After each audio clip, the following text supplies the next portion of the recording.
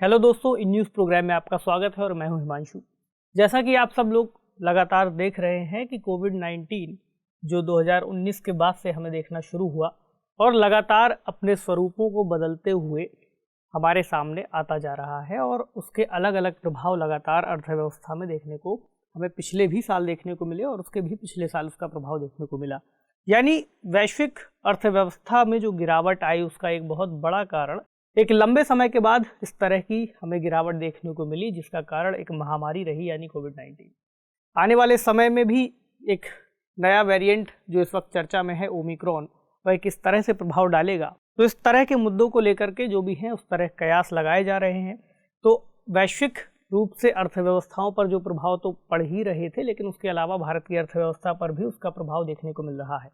हालांकि अभी तक ऐसी उम्मीद थी कि 2022 में शायद कुछ सुधार होगा और उसके बाद भारत की जो आर्थिक रिकवरी है वह और बेहतर हो सकेगी, या फिर शायद पूर्व कोविड के दौर में जिस तरह से हम गति कर रहे थे, विकास कर रहे थे, उस गति को प्राप्त कर लेंगे।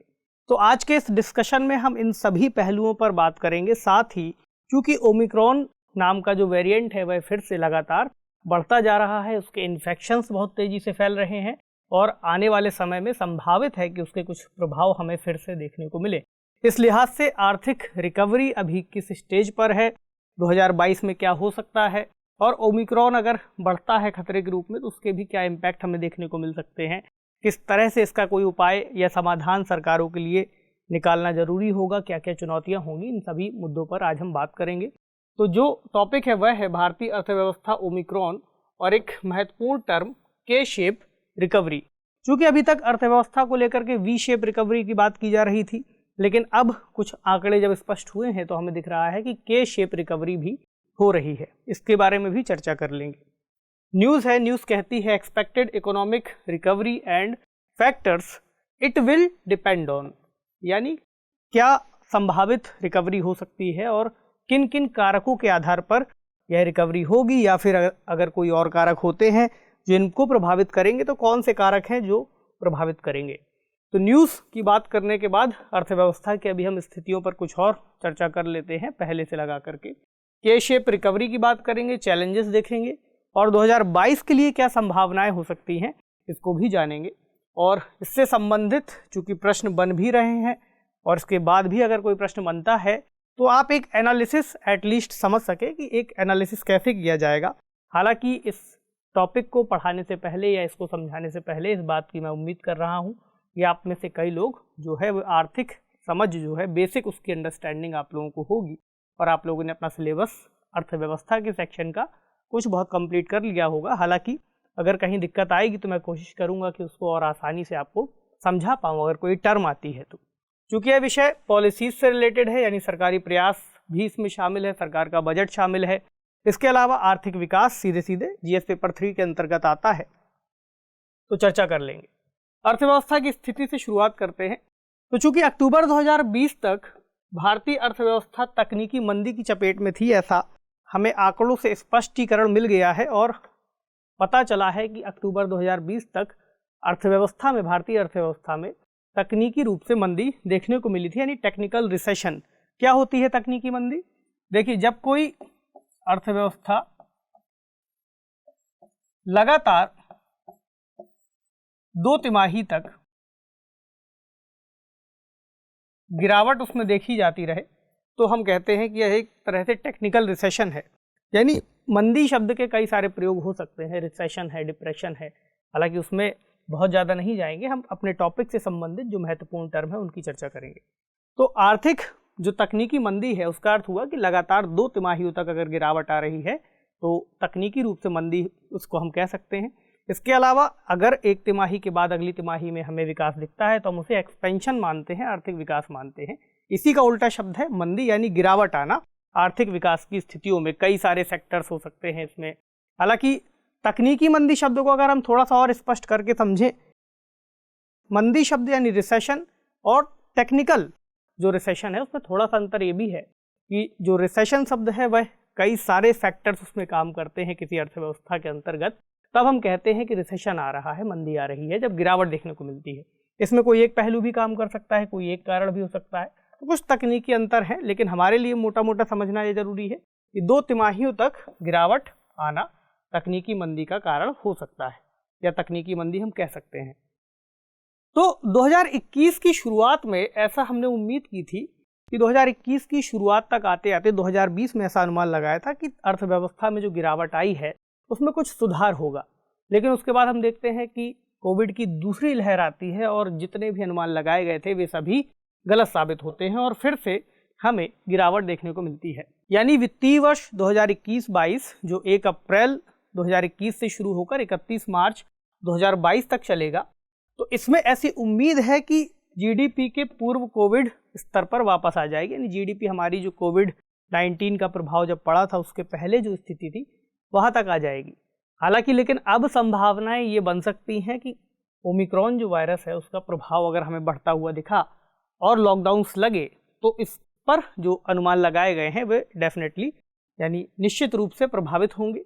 और अभी हमें जो रिकवरी दिखाई दे रही है वह दिखाई दे रही है के शेप रिकवरी।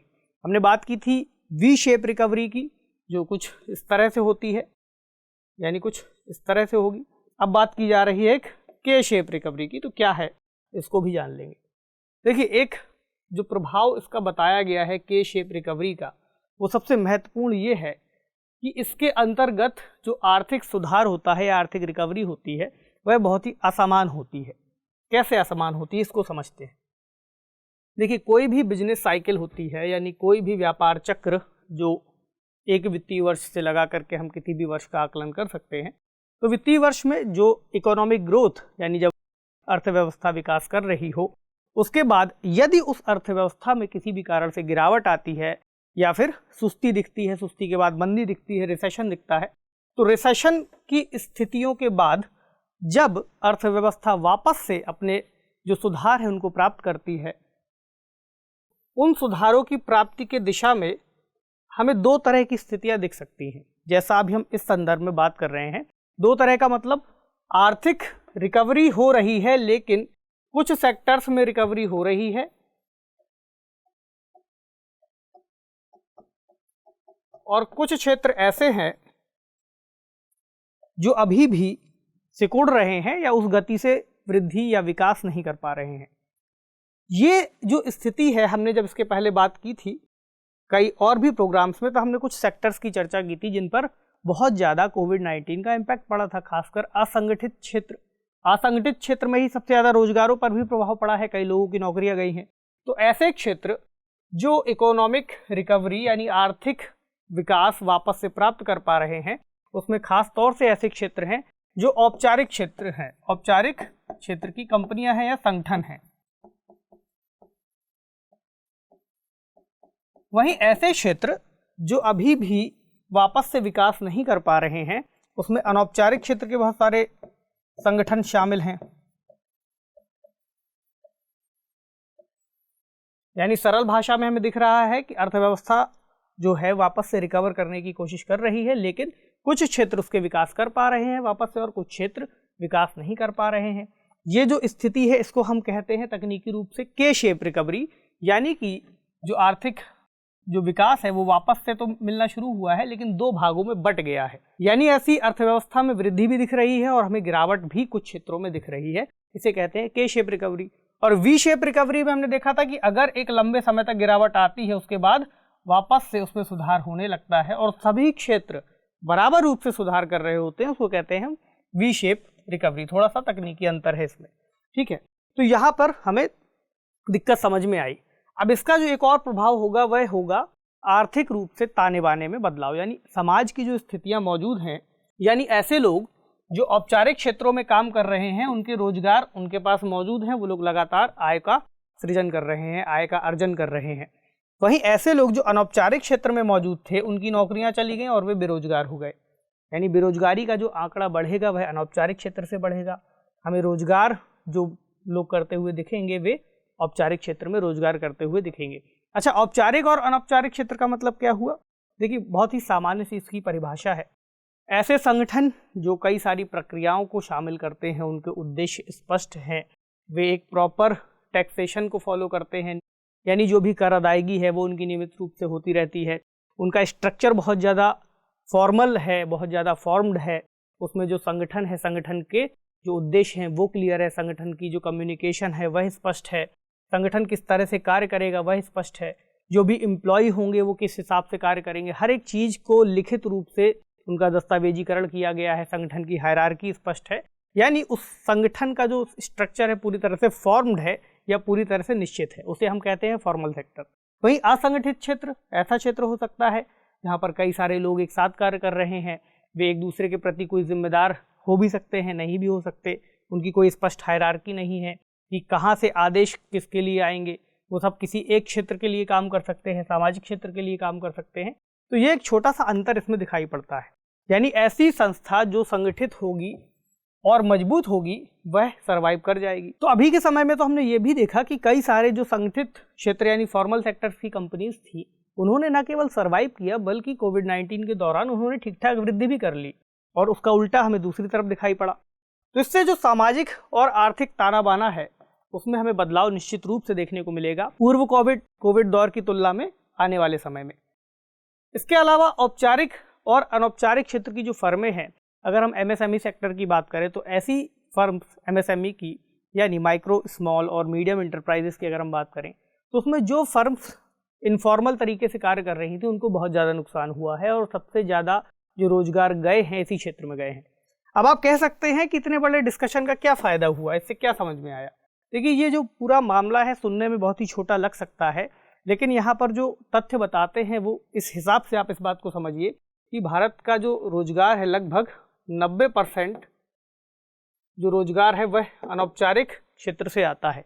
तो अगर अनौपचारिक क्षेत्र के सामने कोई संकट होगा तो इतनी बड़ी जनसंख्या के लिए रोजगार का संकट उत्पन्न होगा, और वही हमें देखने को भी मिला, यानी रोजगार में गिरावट देखने को मिली। तो एक बहुत बड़ा यहाँ पर अंतर आ जाएगा इन दोनों चीज़ों में। इसके अलावा एक चार्ट में हम देख लेते हैं अभी की स्थिति क्या है, आंकड़े क्या कहते हैं। तो एक अनुमान लगाया गया है 2019-20, 2020-21 और 2021-22 का जीडीपी को लेकर के, कि जीडीपी में कितना ग्रोथ था और कितना ग्रोथ होगा। तो 2019-20 में ये जो आंकड़े हैं लाख करोड़ के हिसाब से हैं, तो 146 लाख करोड़ रुपए जीडीपी थी 2019-20 में, और 2020-21 के दौरान इसमें गिरावट आ गई। हमने बात भी की थी कि जीडीपी सिकुड़ रही है, तो 135 लाख करोड़ के आसपास ये हो गई। अब अनुमान लगाया गया है कि 2021-22 में वापस से 148 के आसपास ये रह सकती है। हालांकि अनुमान है, इस पर बहुत सारे प्रभाव भी काम करेंगे और ये अनुमान बदल भी सकता है, भी हम बात करेंगे। जो टोटल रोजगार था, कितने लोगों को रोजगार मिला था मिलियंस में देखें तो 2019 का आंकड़ा बताता है कि 404 मिलियन लोग रोजगार में थे 2019 के अगस्त महीने में, और ये 2020 और 2021 के लिए भी अगस्त महीना लिया गया है। 2020 में इसमें गिरावट आती है और ये 372 हो जाता है, लेकिन 2021 में इसमें सुधार हुआ और ये 394 हो गया।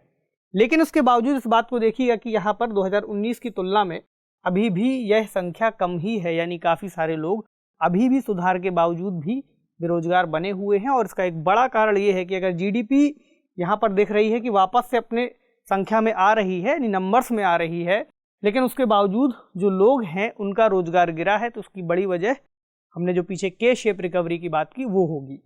इसके अलावा एक और चार्ट बताता है कि निजी उपभोग व्यय क्या रहा।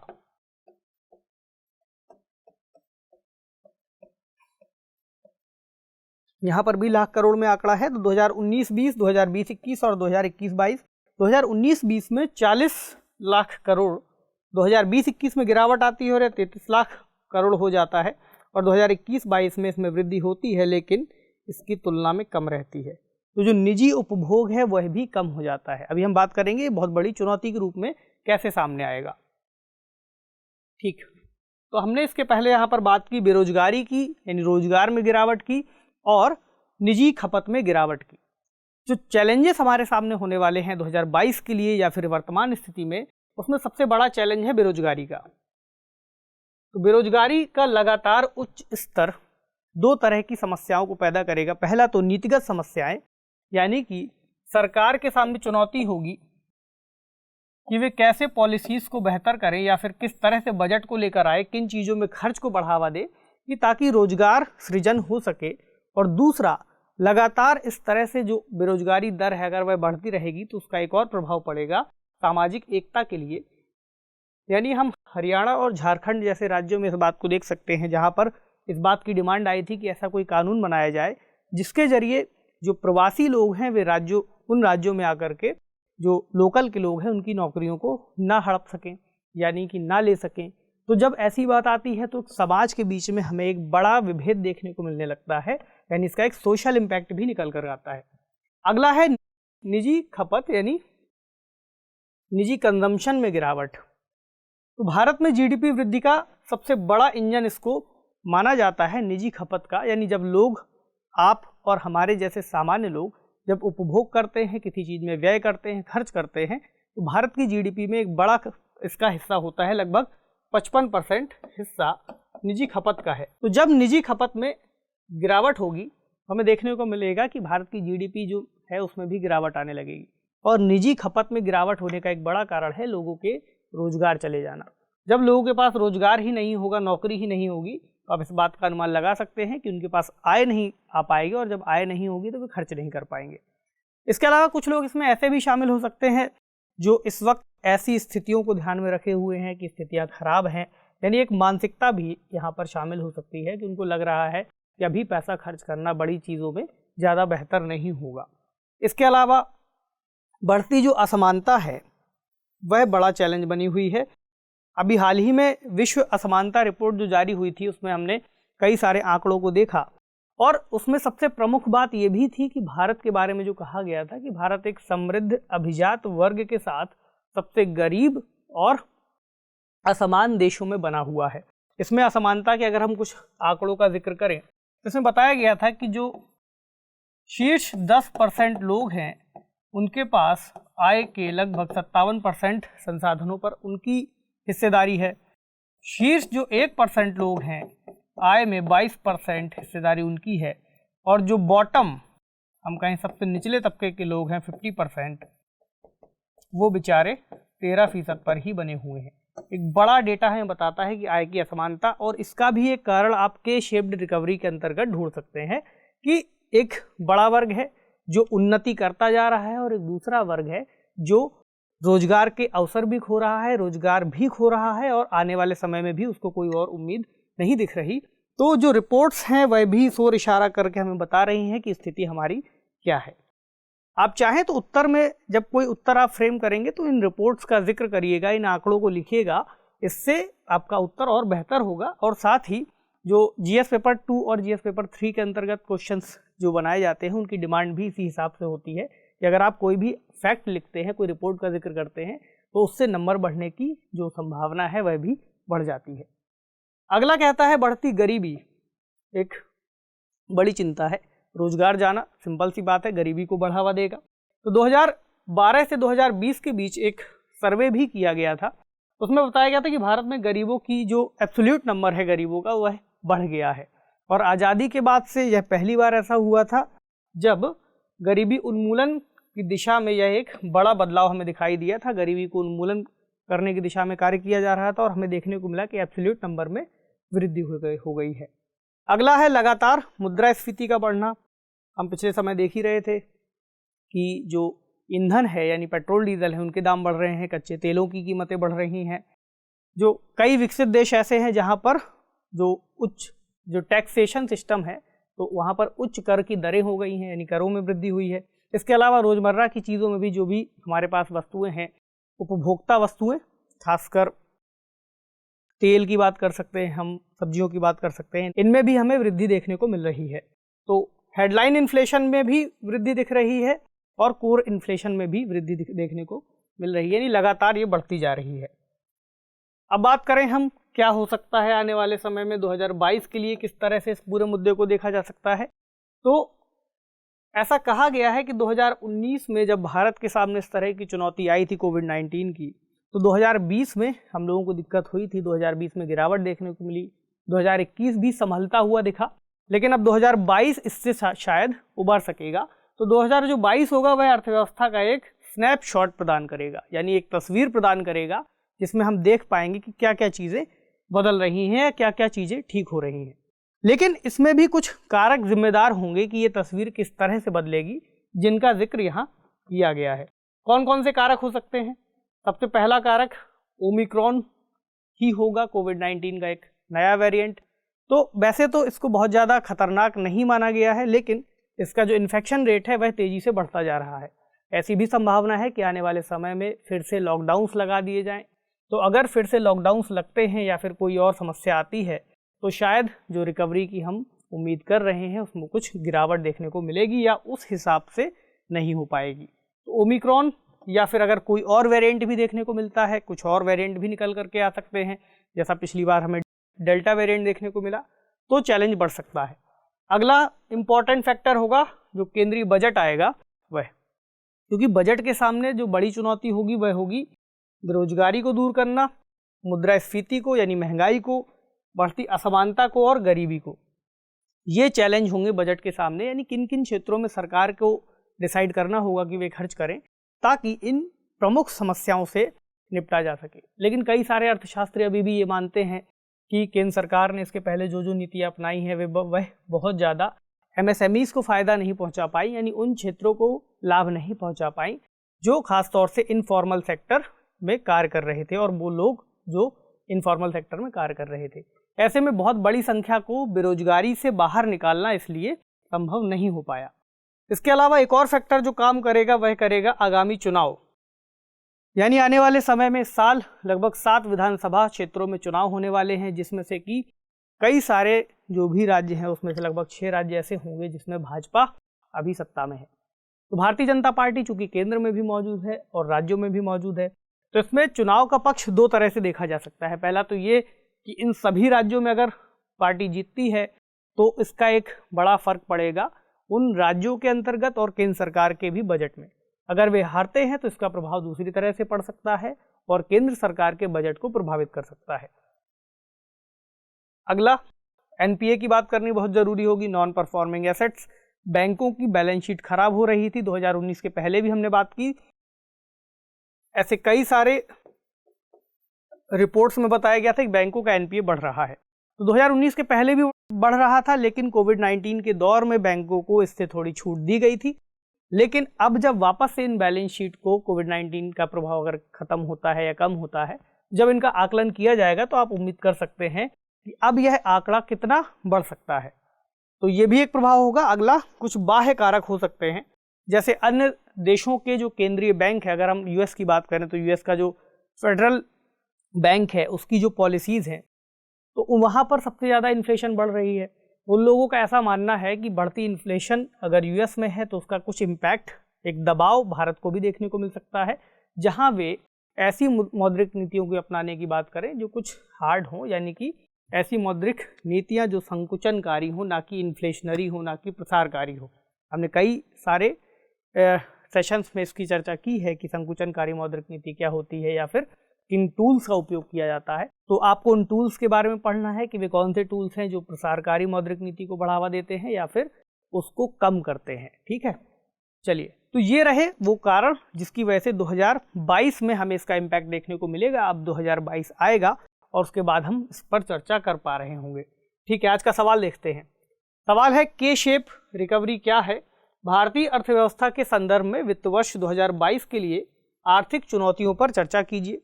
250 शब्दों में आपको इसका उत्तर लिखना है। इसमें आपको दो बातें मेनली बतानी है। पहला तो के शेप रिकवरी क्या है, वी शेप से बता भी सकते हैं थोड़ा सा कैसे अलग है। इसके अलावा जो भी आर्थिक चुनौतियां हमारे सामने बनी हुई है उनका जिक्र कीजिए और आर्थिक सुधार की जो संभावनाएं हैं उनको बताइएगा इस उत्तर में और उत्तर को पूरा कीजिएगा। तो आज के सेशन को यहीं खत्म करते हैं। आपसे मिलेंगे अगले सेशन में किसी नए टॉपिक के साथ। तब तक पढ़ते रहिए। शुक्रिया।